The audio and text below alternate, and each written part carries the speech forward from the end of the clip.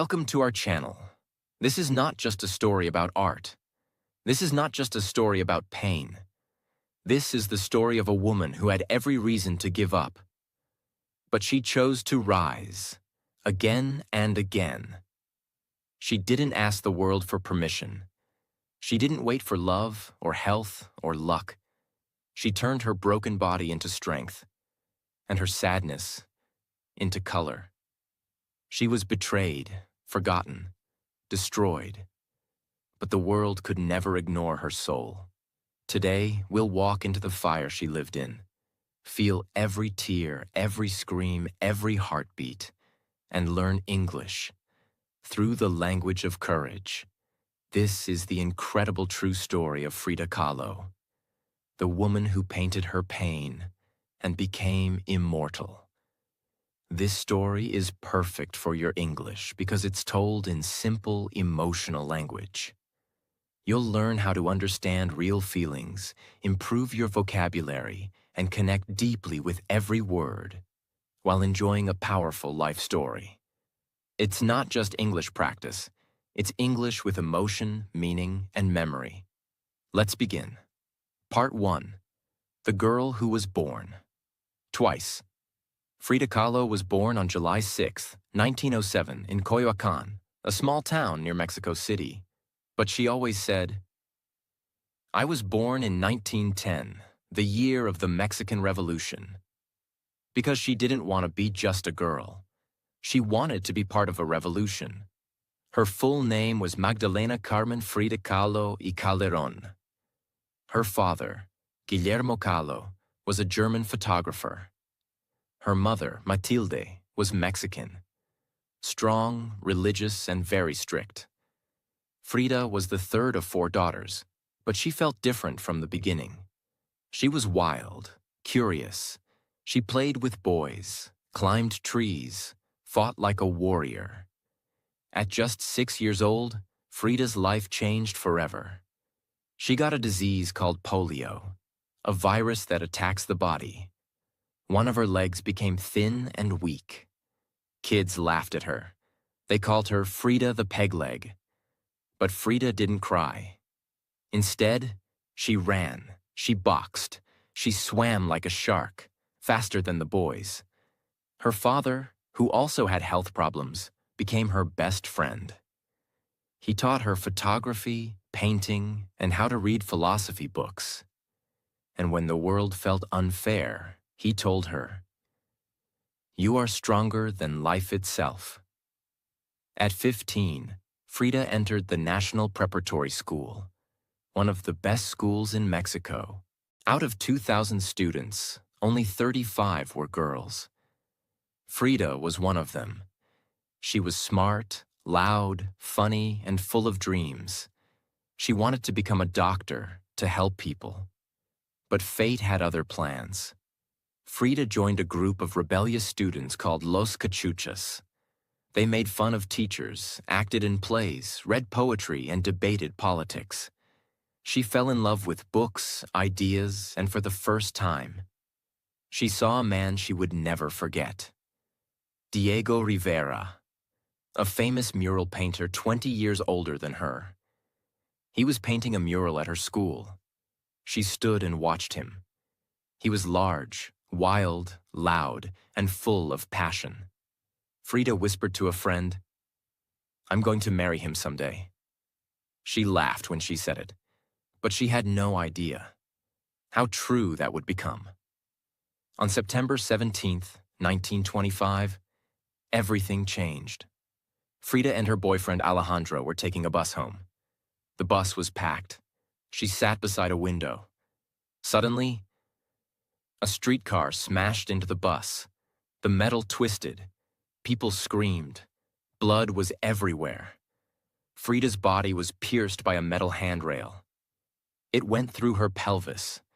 Her spine was broken in 3 places, her leg shattered, her shoulder dislocated. She was just 18 years old. They thought she would die, but she didn't. She opened her eyes and said nothing, because the pain was louder than words. Frida was taken to the hospital. Doctors did surgery after surgery. She couldn't walk, couldn't sit, couldn't move. She was trapped in a body that betrayed her. But she had something the accident couldn't break: her fire. While lying flat in bed, her father gave her a mirror and paints. He put a canopy over her bed and hung a mirror on the ceiling.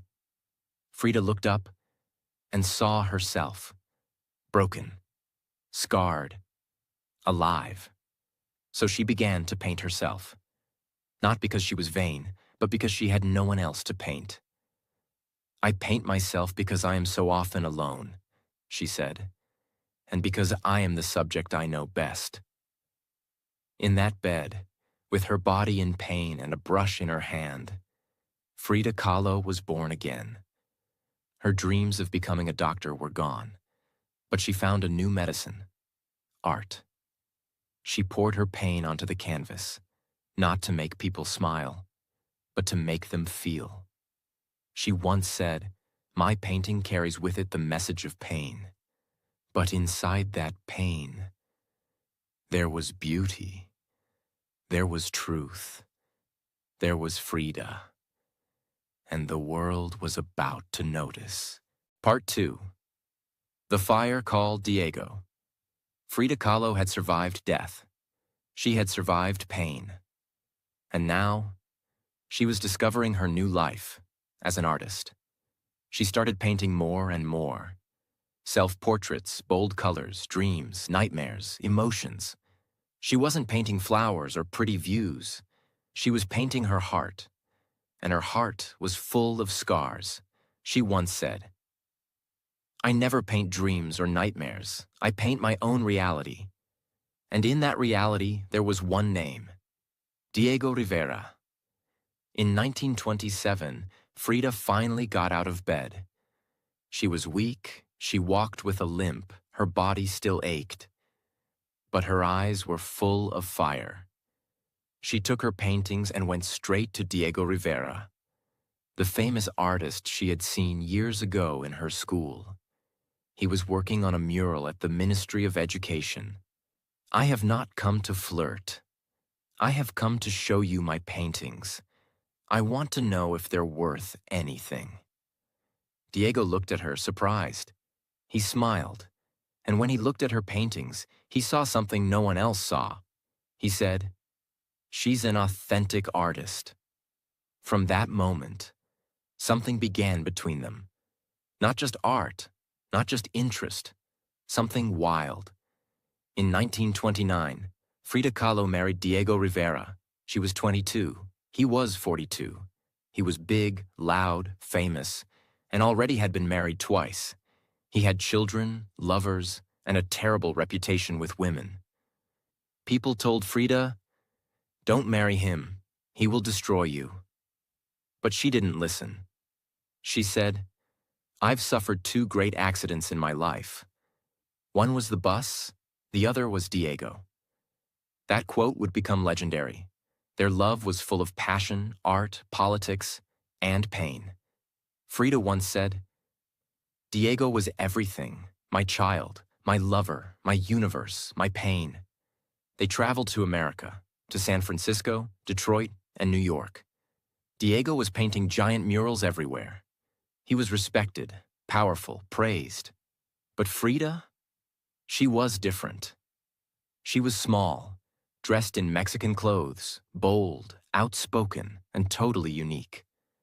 People in America looked at her with surprise, but they couldn't ignore her. She wore colorful dresses, flower crowns, big jewelry, and walked with a strength they couldn't explain. In every city she painted. She painted her face. She painted her thoughts. She painted her losses. While living in Detroit, Frida became pregnant. She was filled with hope. She wanted to be a mother more than anything, but her body was not ready. She had a miscarriage. She lost the baby, and the pain shattered her again. She painted her grief. One of her most emotional works is called Henry Ford Hospital. It shows her lying in a hospital bed, bleeding, crying, and surrounded by images of a baby, her body, and her sadness. It was raw, it was brutal, it was honest, as if losing her child wasn't enough. Frida's heart was broken again. Diego cheated on her, not just with strangers, but with her own sister, Christina. This betrayal cut deeper than anything. Frida was destroyed. She cut her long hair. She wore men's suits in her self-portraits. She drank. She cried. She screamed. But she didn't stop painting. She painted her anger, her broken heart, her disappointment. One of her most famous paintings is A Few Small Nips. It shows a woman lying in blood, stabbed by her lover. It wasn't just art, it was her truth. In 1939, Frida and Diego got divorced.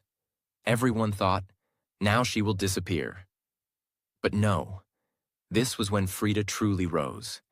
She began wearing her pain like a crown. She said, I am my own muse.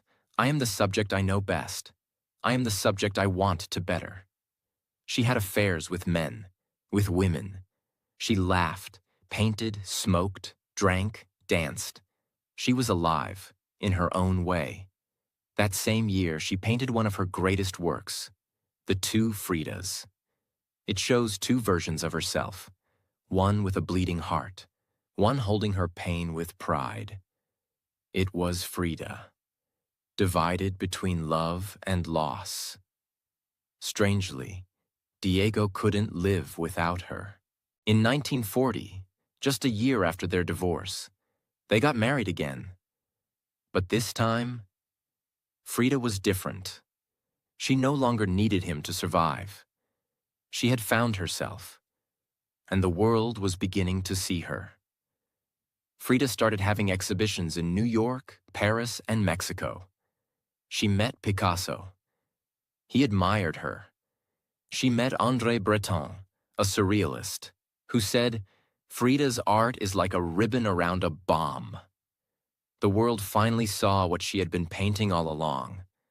Not just pretty pictures, but pain, power, truth. Even while the world clapped, Frida's body was getting worse. Her spine was collapsing. Her right leg had gangrene. She had more than 30 surgeries. She wore metal corsets to stay upright. She lived with pain every single day. But she painted through it. She smiled through it. She said, I'm not sick, I'm broken, but I am happy as long as I can paint. Frida Kahlo wasn't just surviving. She was burning, bright, and wild. People didn't understand her, but they couldn't look away. Her spine was weakening. Her legs hurt constantly. She had to wear tight, hard corsets made of leather and steel, just to sit upright.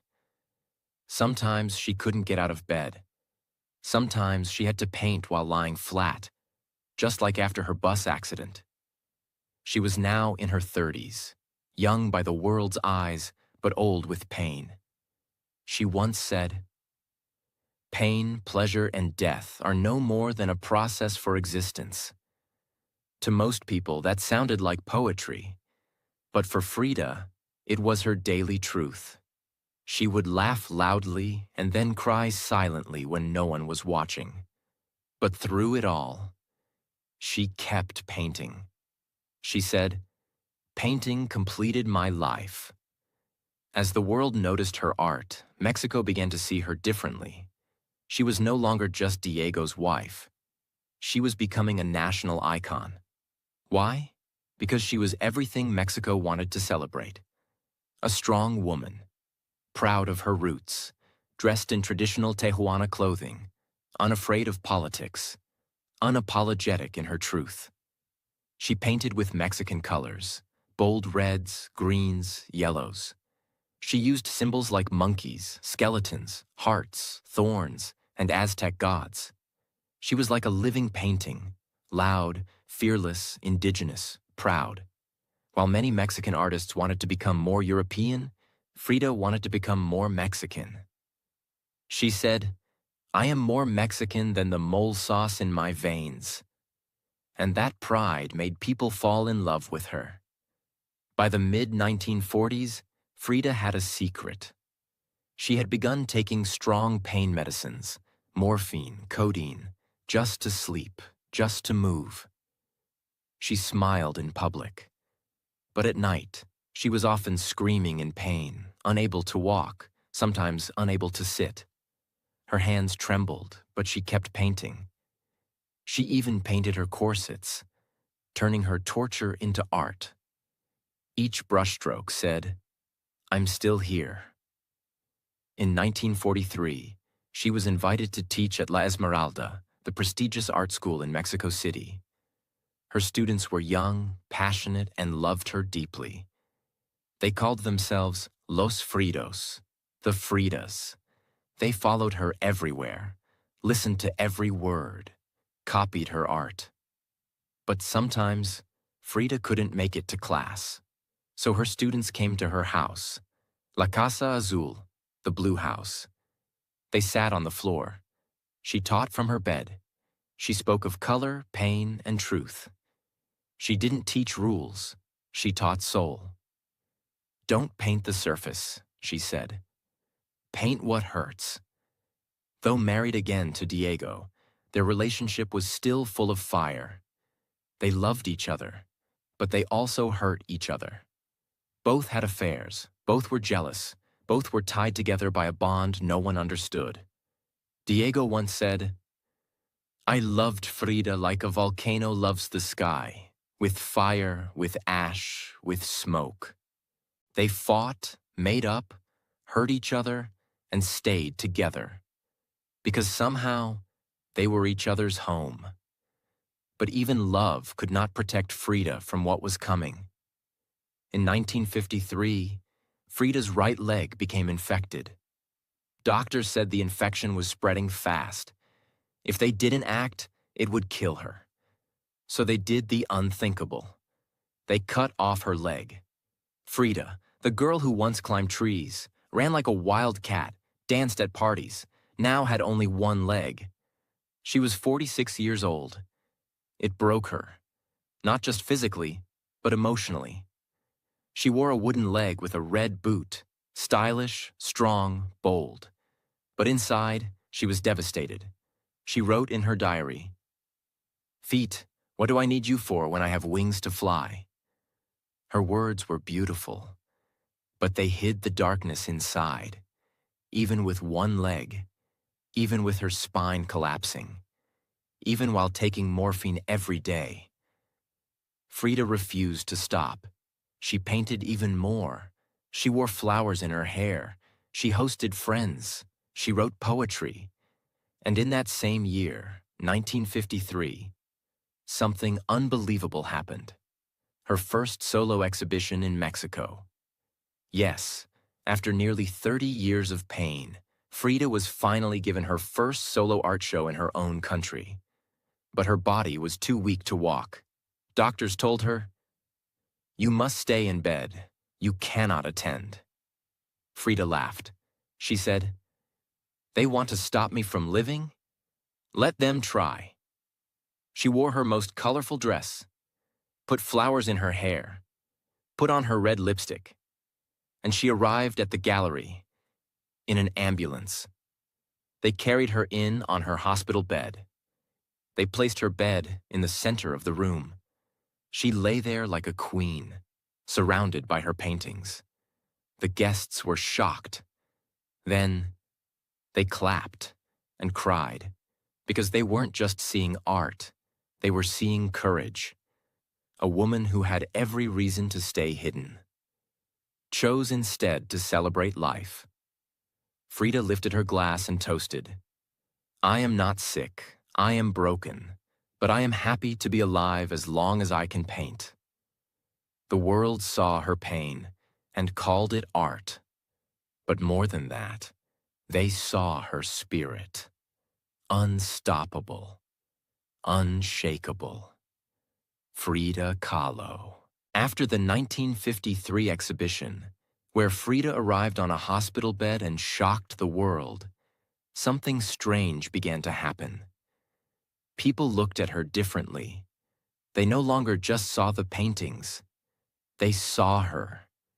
They saw a woman who had lost her child, her leg, her health, but still showed up with red lipstick, flowers in her hair, and a smile full of defiance. They saw a woman who refused to become silent. A woman who chose art over shame, color over pain, power over pity. And for the first time, Frida Kahlo was not just an artist. She was becoming a symbol. In 1954, something was burning inside Frida. Not just pain, but rage. She saw injustice. She saw women being controlled. She saw poor people ignored. She saw power in the hands of cruel men. Frida never stayed quiet. She joined protests, wrote angry letters, painted with louder colors. She spoke against war. She spoke against imperialism. She supported the poor, the disabled, the broken. Even in her fragile body, Frida became a storm. "They tried to silence me," she wrote, "but I painted louder." She waved red flags. She marched in her wheelchair. She lifted her voice even when her hands were shaking. People began calling her not just an artist, but a revolutionary soul. At home, Frida was still with Diego. Their love had become complicated. They didn't live like a normal couple. They lived in two separate houses, connected by a small bridge. They both had other lovers. They both argued, yelled, and sometimes didn't speak for days. But deep inside, Frida still loved him, like a wound that never closed. She once wrote in her diary, "Diego, nothing compares to your hands, nothing like the green gold of your eyes. My body aches for you." She even said, "I cannot love without pain." And Diego? He loved her too, but he didn't know how to stop hurting her. It was a love story, not of perfection, but of chaos, scars, and truth. In her final years, Frida began writing a diary, pages full of poems, drawings, secrets, and fear. She wrote with red ink, black ink, blood colors. Sometimes her words were clear. Sometimes they looked like she was crying while writing. She wrote things like, "I hope the exit is joyful, and I hope never to return. They amputated my leg. They gave me fake hope. I bleed inside. I paint flowers so they don't die." She drew hearts with cracks, doves without wings, and self-portraits with thorns around her neck. Her diary wasn't just a notebook. It was her soul, falling onto paper. Frida was now in constant pain. She couldn't sit for long. She couldn't sleep. She cried while laughing. She whispered to her nurses, "Just help me paint, and I'll be okay." Every time the world thought she would finally stop, she painted again. Even if she had to be held up by pillows, even if she had to use her left hand when her right one shook. She painted until the pain became too strong to hold a brush. In her last year, Frida painted one of her most famous works, Viva la Vida, Long Live Life, a painting of bright red watermelons with the words written in bold, Viva la Vida. She painted it while in bed, surrounded by pain, tears, and silence. It was her last scream, a scream that said, "Even now, I choose life. I choose color. I choose to leave something beautiful behind."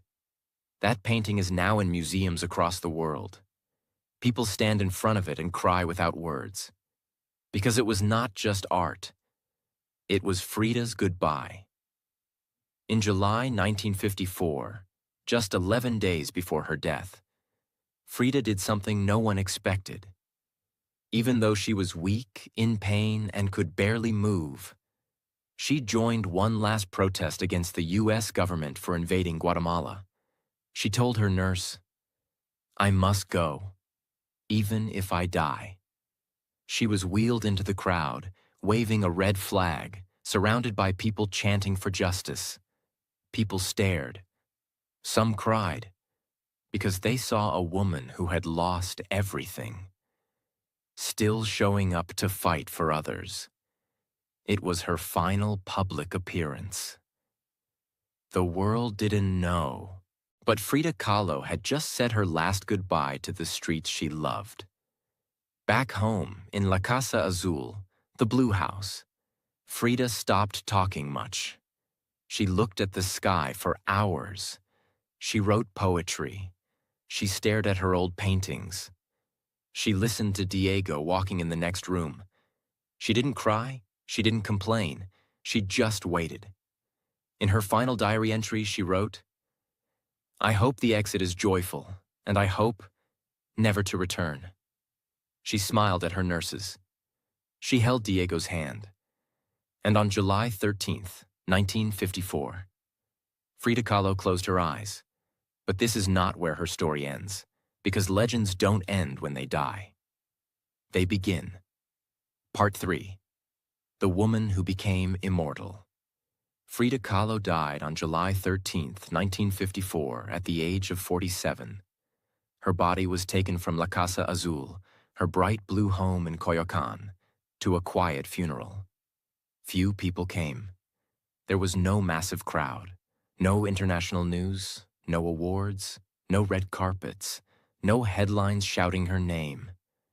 The woman who had lived in pain, painted her truth, and arrived at her last exhibition in a hospital bed, was buried with silence.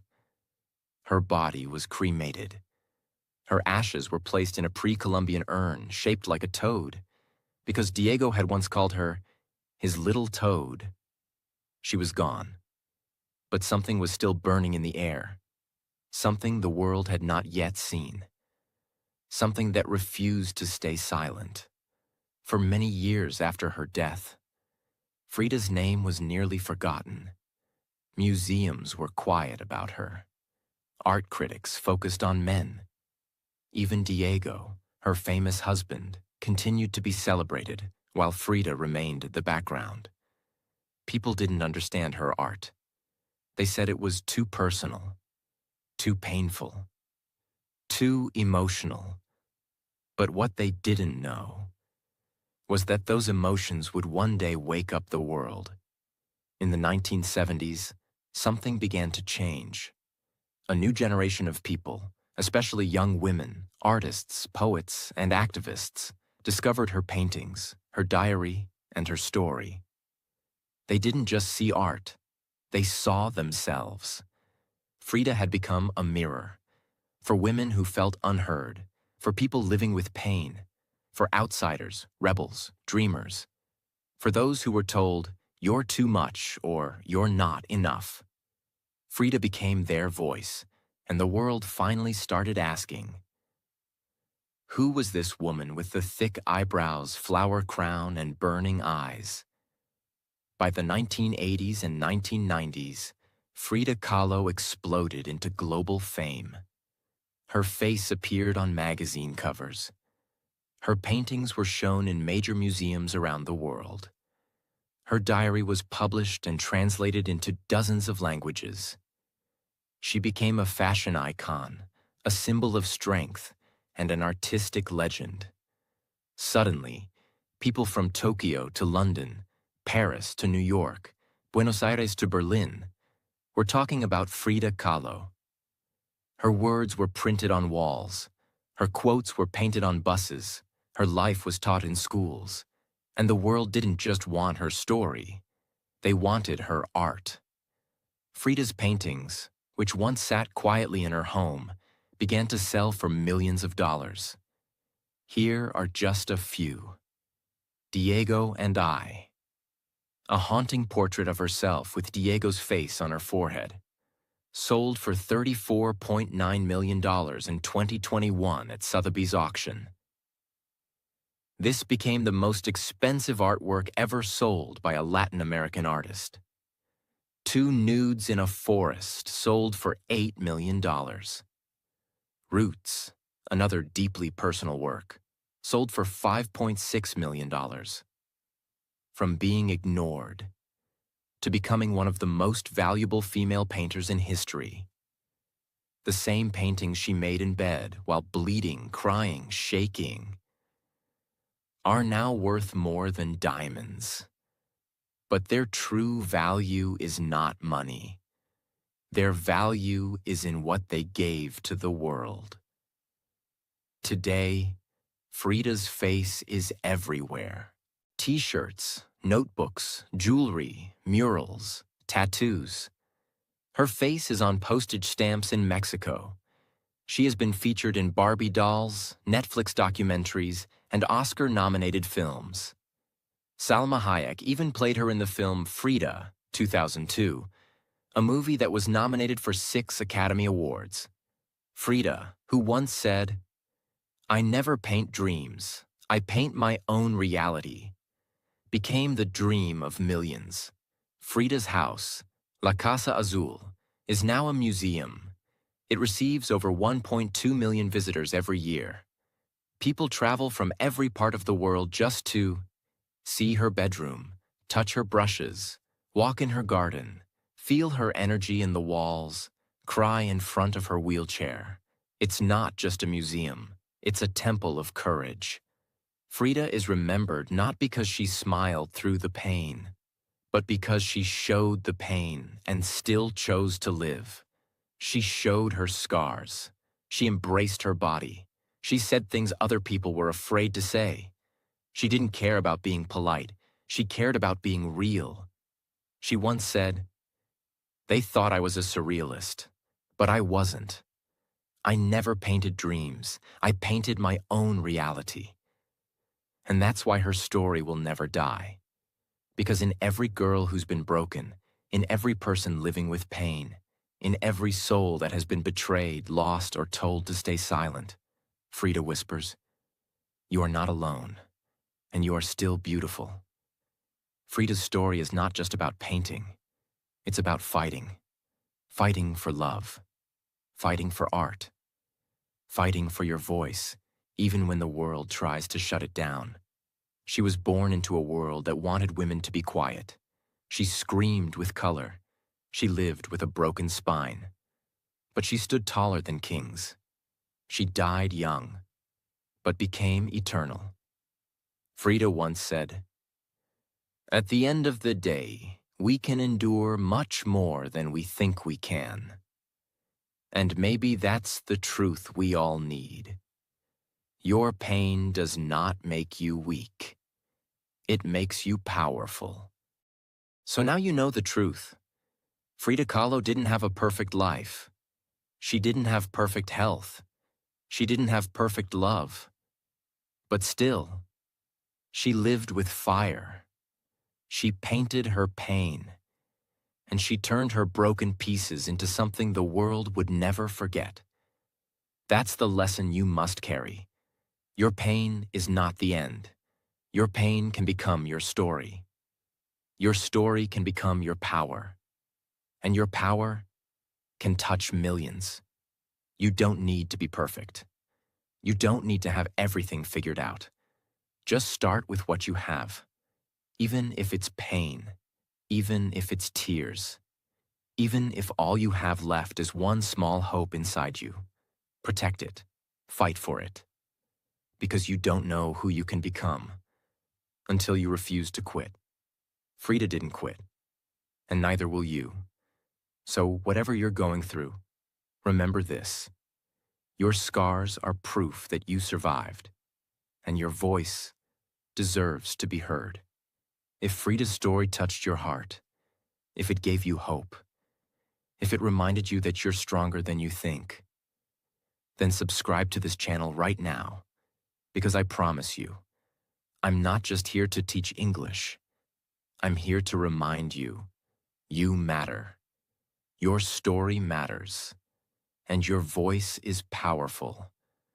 We're not just building language here, we're building courage. Subscribe to our channel for more powerful biographies that teach you English through the language of life. So stay with us. You are not alone, and I'll see you in the next video.